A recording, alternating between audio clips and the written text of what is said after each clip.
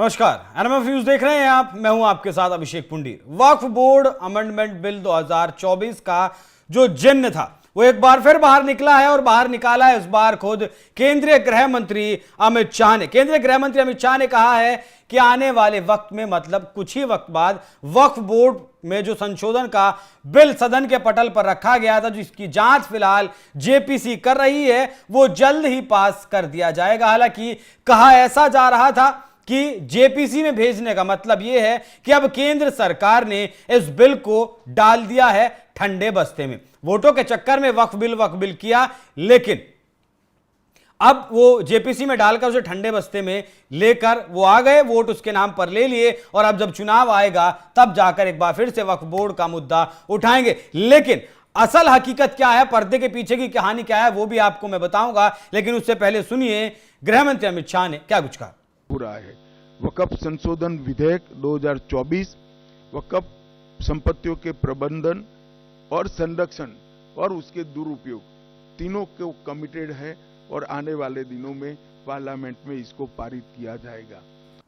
Parliament में इसको पारित करवा कर रहेंगे। देखिए, अब तक का अगर स्ट्राइक रेट की अगर हम बात करें, वो 370 की बात हो तो वो उन्होंने कहा वो हटाया, 3 तलाक की बात हो वो कहा वो 370 हटाई, 3 तलाक को बैन किया, राम मंदिर बनाया। उसी हिसाब से बीजेपी के जो मैनिफेस्टो में था वो वक्फ बोर्ड भी बहुत तरीके से लिखा गया था। अब जेपीसी के पास भले ही है, लेकिन कहीं ना कहीं अंदर खाने पर्दे के पीछे सारी कहानी बुनी जा रही है कि किस तरीके से वक्फ बोर्ड का जो बिल है वो पास करवाया जाए, क्योंकि गठबंधन की सरकार है, 240 सांसद सिर्फ बीजेपी के पास हैं। हालांकि राज्यसभा में बीजेपी के पास पूर्ण बहुमत है, लेकिन समस्या सिर्फ लोकसभा की है। तो चंद्रबाबू नायडू और नीतीश कुमार साथ देंगे ऐसा माना जा रहा है। और ये बयान ऐसे वक्त में इसीलिए आया है कि अब जो स्थिति थी वो सामान्य हो गई है और साथ ही कहीं ना कहीं साथ देने के लिए तैयार हैं। लेकिन आपको यहां यह भी जान लेना जरूरी है कि वक्फ बोर्ड को लेकर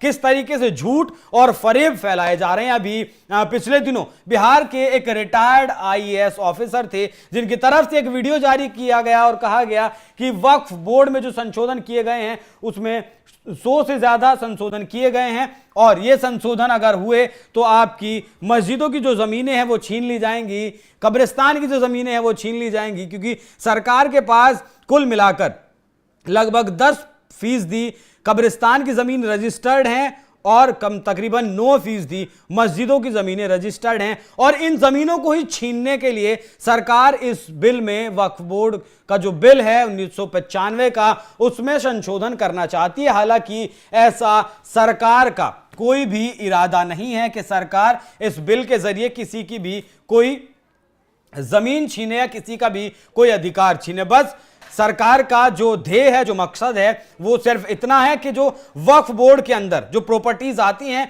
उनका संरक्षण सही तरीके से हो रहा है या नहीं हो रहा है। क्योंकि वक्फ बोर्ड के जो आला अधिकारी हैं उनका खुद कहना है कि 20,000 करोड़ का रेवेन्यू हम जनरेट करते हैं हर साल। तो सवाल यह है कि वो रेवेन्यू जाता कहां है, क्योंकि बहुत सारे लोगों से, मुस्लिम लोगों से मैंने बात की और पता चला कि वक्फ बोर्ड की तरफ से एक एग्जाम्पल ऐसा सेट नहीं किया गया कि किसी गरीब की बेटी की शादी में वक्फ बोर्ड की तरफ से पैसा लगाया गया हो या फिर वक्फ बोर्ड ने किसी गरीब आदमी की मदद की हो। हां, जो गरीब गुरबा लोग हैं उनकी जमीन पर जबरन कब्जा तो वक्फ बोर्ड कर लेता है। 1500 साल पुराने एक गांव पर कब्जा कर वक्फ बोर्ड की प्रॉपर्टी वक्फ बोर्ड की तरफ से उसे कह दिया जाता है, लेकिन ऐसा नहीं हुआ अभी तक कि वक्फ बोर्ड ने किसी की मदद की। बहुत सारे जो मौलाना हैं, बहुत सारे जो मौलवी हैं, बहुत सारे जो मुस्लिम स्कॉलर हैं या मुस्लिम कुरान को जिन्होंने पढ़ा है और मुस्लिमों के अधिकारों की बात करते हैं, वो लोग खुद इस बात को कहते हैं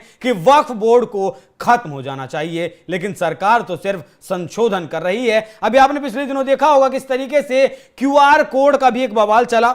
मुस्लिम लोग घर घर जाकर एक क्यूआर कोड स्कैन करवा रहे थे, जिससे उनकी राय सीधे तौर पर सरकार के पास जा रही थी। इसके जवाब में हिंदुओं की तरफ से भी एक स्कैनर चलाया गया, जिसमें लगभग कहा गया कि 50 लाख मुस्लिमों की तरफ से राय या फिर वोट गए केंद्र सरकार के पास और हिंदुओं की तरफ से 1 करोड़ से भी ज्यादा पहुंच गए। तो यह सोशल मीडिया का वार जरूर हो सकता है, लेकिन वक्फ बोर्ड में संशोधन असल में जो हकीकत फिलहाल जमीन की है वो बहुत जरूरी है। और अब जिस तरीके से गृह मंत्री अमित शाह ने बयान दिया है, एक बार फिर से वक्फ बोर्ड को लेकर हलचल तेज हो गई है। तो देखना होगा कि क्या जो अगला लोकसभा का सत्र बुलाया जाएगा और तब तक जेपीसी की जो मीटिंग्स चल रही हैं उनका भी कोई फैसला आ जाएगा, और अगले लोकसभा के सत्र में क्या वक्फ बोर्ड में जो संशोधन होने हैं, जो अमेंडमेंट बिल लाया गया है, वो सदन में पास हो जाता है। इस खबर पर क्या है आपकी राय, कमेंट कर हमें जरूर बताएं। नमस्कार।